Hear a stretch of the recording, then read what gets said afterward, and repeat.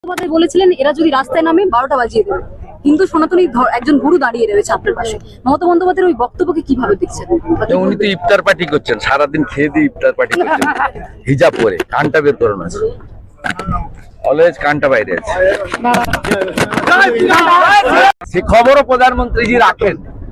চন্দ্রকোনায় কোনো আলু চাষি দাম পায়নি বলে সুইসাইড করেছে, সেটাও প্রধানমন্ত্রী তার নজরে রাখেন। এর থেকে বড় কিছু প্রাপ্তি নেই। আমি সবচেয়ে একটা লাইনে বিশাল খুশি, सबका साथ सबका विकास भी होगा और जो जुलूम किया उनका हिसाब भी होगा।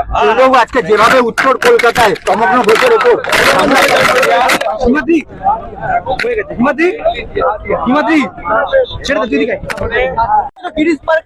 আটকে দেওয়া হয়, তমগ্ন ঘোষ তাকে 2 দিনে হসপিটালে অ্যাডমিট, রক্তাক্ত অবস্থা। জগদ্দলে কর্মীরা মন্ডল একে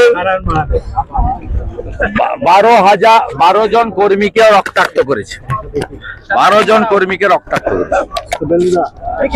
ওরা রাজ্যের কম 15-20 জায়গায় করেছে। কর্মীদের ফিরতে দেন। কলকাতা পুলিশ শাখা সত্ত্বেও এই ধরনের ঘটনা। কলকাতা পুলিশ তো না, মমতা পুলিশ। যারা রাষ্ট্রপতি মহোদয়কে অপমান করে তারা কি পুলিশ নাকি? তারা কি অশোক স্তম্ভ বা সত্যমেব জয়তের মর্যাদা রাখতে পারেনি? আজকে সুনিশ্চিত হয়ে গেছে পরিবর্তন আসছে। এবং আজকে প্রধানমন্ত্রীজি যেভাবে বলেছেন, প্রধানমন্ত্রীজি বলেছেন সবকা সাথ সবকা বিকাশও যেমন হবে, সবকা হিসাবও হবে। যারা আমরা